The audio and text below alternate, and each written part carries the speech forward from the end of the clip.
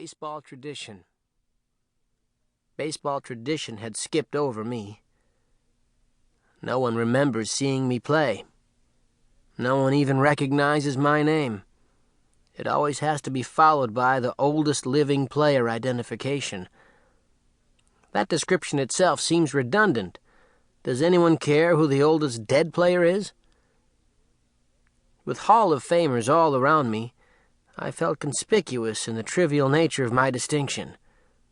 I imagined that the crowd noticed it too, and they seemed to stare at me, silently accusing me of being an imposter. I squirmed in my seat and twisted slightly to the side, trying in vain to duck out of view. The crowd was right. I didn't belong up here with the game's greatest.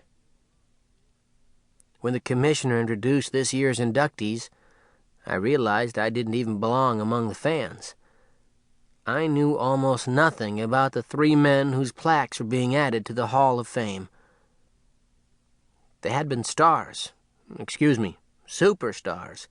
in the 1970s, during which decade I watched about 5 games on television and attended none. While their thank you speeches and hackneyed anecdotes droned on, I wondered how baseball and I could have grown apart. For most of my life, horsehide and ash were as much a part of me as skin and bone. Now I found myself estranged from baseball, barely recognizing the game I used to know so intimately. The modern game just isn't the one I remember. New teams are playing indoor baseball in dome stadiums. Old teams have moved to new cities. The grass is plastic, the light's electric. Hell, the ball isn't even horsehide anymore, and most of the bats are aluminum. A barrage of sustained applause shook me out of my grousing and marked the conclusion of the enshrinement rites. With an hour to go before the exhibition game, I slipped off on my own. I first wandered into the Hall of Fame wing of the main building, skeptically wondering what sort of fleet-of-foot runners, heavy-hitting batsmen, and iron-arm pitchers I would find there. The high-ceiling gallery consisted of a rectangular hall with alcoves built along 2 walls. The room contained no furnishings or exhibits other than the bronze plaques that were displayed on the alcove walls. 1 tablet for each man voted into the Baseball Hall of Fame. The gallery was crowded, but quiet. Visitors tread softly on the tile floor and spoke in the hushed whispers usually reserved for churches and libraries. I found myself facing a plaque of Ty Cobb, the first baseball player to be enshrined here.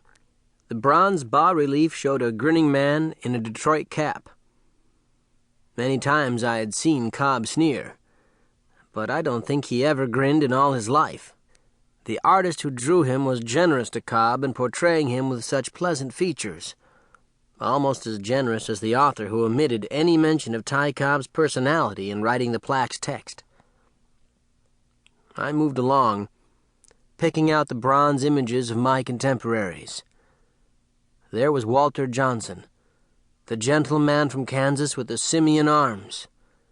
His smoking fastball brought him more wins than any pitcher in American League history, with over 100 of them shutouts.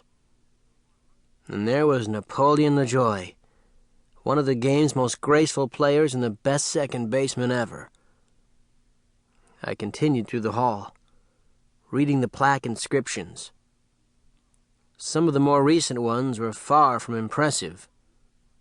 Archie Vaughn's homered twice in 1941 All-Star Game. Wow.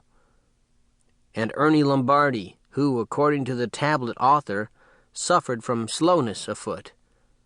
So much for my fleet-of-foot expectations. I went next into the 3-story brick structure that housed the Baseball Museum. I felt this was where I belonged, an artifact from another era.